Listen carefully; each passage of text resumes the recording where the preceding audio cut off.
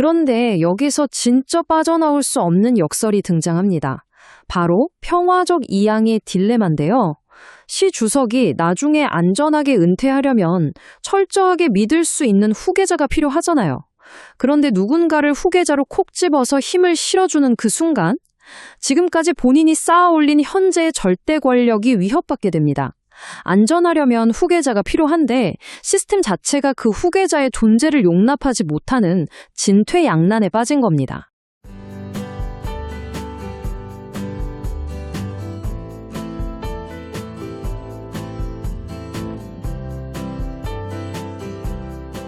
안녕하세요, 여러분. 오늘 해설 시간에 오신 것을 환영합니다. 오늘은 평소엔 철저하게 베일에 쌓여있는 중국 엘리트 정치의 딥한 이면을 쫙 한번 파헤쳐 보려고 하는데요. 특히 중국 공산당 내부의 권력 구조가 구체적으로 어떻게 변해왔는지, 그리고 왜 이 잠재적 후계 구도라는 게 전 세계적인 시한폭탄으로 불리고 있는지 아주 직관적으로 디코딩해 보겠습니다. 자, 준비되셨죠? 바로 시작하겠습니다. 본격적인 이야기에 앞서서 여러분께 질문을 하나 던져볼게요. 무려 14억 명의 인구를 이끄는, 그것도 전례 없는 규모의 핵무기까지 보유한 초강대국의 지도자가 굳이 후계자 지명을 거부한다면 대체 어떤 일이 벌어질까요? 우리는 지금 엄청난 판돈이 걸린 역사상 유례없는 후계 위기의 한복판에 서 있습니다. 이 복잡한 지정학적 퍼즐을 풀기 위해서 오늘 우리가 짚어볼 4가지 핵심 로드맵입니다. 1인 지배체제의 도래, 군부와 끝없는 반부패 숙청, 붕괴되는 파벌과 고령화, 그리고 포스트 시진핑 시나리오, 이렇게 4단계로 나눠서 빠르게 살펴보겠습니다. 자, 그럼 첫 번째 주제인 1인 지배체제의 도래부터 살펴보죠. 수십 년간 이어져 온 당 내부의 룰이 어떻게 완전히 해체되었는지 보겠습니다. 과거 덩샤오핑 시대에는 제도화된 리더십이라는 게 있었어요. 임기 제한도 확실히 두고 집단지도 체제를 유지하면서 권력을 아주 예측 가능하게 나눴거든요. 그런데 시진핑 시대에 들어서면서 이게 완전히 뒤집힙니다. 임기 제한은 철폐됐고요. 중신 집권과 개인에 대한 절대적인 충성이 지배하는 이른바 개인주의 공화국이라는 새로운 현실로 훌쩍 넘어와 버린 겁니다. 여기서 말하는 개인주의 공화국의 핵심이 뭐냐면요.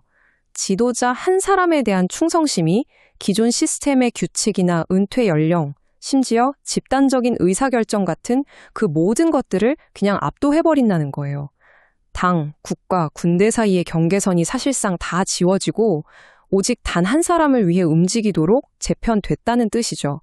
두 번째 섹션, 군부와 끝없는 반부패 숙청으로 넘어가 보겠습니다. 이 절대 권력을 어떻게 굳혔는지 그 무기를 확인해 볼까요? 98만 3천 명. 여러분, 이 숫자가 상상이 가시나요? 이게 뭐냐면 단지 2025년 딱 한 해 동안에만 중국 공산당 기율 당국의 표적이 된 공직자의 수입니다. 거의 100만 명에 육박해요. 이건 단순한 기강 잡기가 아닙니다. 반대파를 싹 제거하고 당 전체를 통제하기 위해 얼마나 어마어마한 규모의 공포 정치가 벌어지고 있는지 직관적으로 보여주는 팩트죠. 이 반부패의 칼날 앞에서는 진짜 아무도 안전하지 않다는 게 증명되고 있습니다. 특히 군부가 타겟인데요. 핵무기를 통제하는 로켓군이랑 해군 수뇌부는 물론이고 5대 전구 전체가 싹 다 타격을 입었어요. 심지어 시 주석의 가장 든든한 충성파이자 최고 작전사령관이었던 장유샤 부주석마저 기소됐거든요. 권력 최정점에 있는 실세 지휘관들이 말 그대로 하루아침에 증발해버린 겁니다. 그 결과 중국군의 최고 의사결정 기구인 중앙군사위원회는 사실상 텅 비어버렸습니다. 원래 7명이었는데 핵심 인사들이 줄줄이 날아가면서 이제 시진핑 본인과 반부패 수장 딱 2명만 남았어요. 이런 대대적인 군부 수뇌부 참수는 역설적이게도 시진핑이 군대에 대해 그 어떤 견제도 받지 않는 아주 확고하고 절대적인 권위를 쥐게 만들어줬습니다. 세 번째 파트입니다. 붕괴되는 파벌과 고령화, 이 끝없는 피바람 부는 숙청이 결국 당 시스템 전반에 어떤 한계를 가져왔는지 짚어보죠. 이 권력 지형도 데이터를 한번 보시면 흥미로운 점이 확 눈에 띕니다. 리커창 전 총리를 비롯한 경쟁 파벌들의 물리적 규모가 진짜 빠르게 쪼그라들고 있죠. 과거 중국 정치를 지탱하던 파벌들끼리의 견제와 균형, 이제 그런 건 사라졌습니다. 오로지 시진핑 측근들의 권력만이 브레이크 없이 팽창하고 있는 거예요. 근데 여기서 아주 치명적인 문제가 발생합니다. 바로 후계 구도의 시한폭탄인데요. 시 주석이 자신의 권력을 조금도 나누지 않으려고 다음 세대, 그러니까 치링허우라고 부르는 70년대생 간부들의 승진을 꽈우 막아버렸습니다. 지도부는 의도적으로 고령화됐고 지정된 후계자는 없는 엄청나게 경직되고 부러지기 쉬운 통치 시스템이 고착화되어 버린 겁니다. 중국 공산당은 정치적 좀비가 되었다. 전 중앙당교 교수였던 차이샤가 한 말인데 뼈를 때리는 통렬한 비판이죠. 끝없는 공포 분위기와 리더십의 마비 상태 때문에 이제 당이 스스로 오류를 짚어내고 수정할 수 있는 자정 능력을 완전히 잃어버렸다는 겁니다. 자, 이제 마지막 네 번째 섹션, 포스트 시진핑 시나리오입니다. 언젠가는 피할 수 없는 권력 이양, 대체 어떻게 될까요? 유력 싱크탱크인 로이 연구소가 분석한 4가지 권력 이양 시나리오를 짧게 짚어보겠습니다. 첫째는 룰에 따른 질서 있는 이양, 둘째는 은퇴를 계속 미루는 것, 셋째는 쿠데타나 내부 반발, 마지막 넷째는 갑작스러운 사망이나 직무불능 상태입니다. 평화로운 이항부터 일순간에 글로벌 혼란을 부를 파국까지 스펙트럼이 아주 넓죠? 그런데 여기서 진짜 빠져나올 수 없는 역설이 등장합니다. 바로 평화적 이양의 딜레마인데요. 시 주석이 나중에 안전하게 은퇴하려면 철저하게 믿을 수 있는 후계자가 필요하잖아요. 그런데 누군가를 후계자로 콕 집어서 힘을 실어주는 그 순간, 지금까지 본인이 쌓아올린 현재의 절대 권력이 위협받게 됩니다.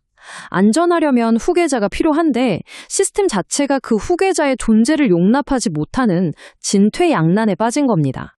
만약 이런 꽉 막힌 상황에서 단 하나의 안전장치도 없이 갑작스럽게 권력 공백이 생긴다면 어떨까요? 이건 진짜 상상하기도 싫은 악몽입니다. 과거 덩샤오핑이 만들어둔 법적 절차가 다 파괴됐기 때문에 정치국 내부에서는 합법적 기준도 없는 피비린내 없는 암투가 즉각 시작될 겁니다. 통제력을 잃은 군부는 쪼개질 수 있고 이 혼란은 전 세계 경제에 걷잡을 수 없는 충격파를 던지겠죠. 학자 마이런 러시가 이런 말을 남겼습니다. 어떤 개인 독재 체제든 언젠가는 후계 위기가 오기 마련이다. 그 두려운 날은 예상보다 훨씬 일찍 짙은 그림자를 들이운다. 오늘 살펴본 내용을 이보다 더 완벽하게 요약할 수는 없을 것 같네요. 다가올 후계 위기에 대한 본질적인 두려움. 바로 그 두려움 때문에 지금 중국 정치가 그토록 숨막히는 숙청과 편집증적인 분위기를 뿜어내고 있는 겁니다. 권력을 강하게 움켜쥘수록 미래의 그림자는 더 길고 어두워지는 법이죠. 지금까지 우리는 중국 공산당 내부 권력이 어떻게 단 한 사람에게 쏠리게 되었는지, 그리고 그것이 왜 전 세계를 위협하는 잠재적 시한폭탄인지 쫙 한번 해부해 보았습니다. 마지막으로 여러분께 이 도발적인 질문 하나를 던지면서 오늘 해설을 마무리할까 합니다. 세계에서 두 번째로 강력한 나라의 모든 시스템이, 정말 말 그대로 모든 것이 단 한 사람에게만 완벽하게 의존하고 있다면 과연 그 사람이 흔들리는 순간 세상은 어떻게 될까요? 오늘의 해설이 이 복잡한 권력 지형을 이해하는데 유익한 나침반이 되었길 바랍니다. 끝까지 함께해 주셔서 감사합니다.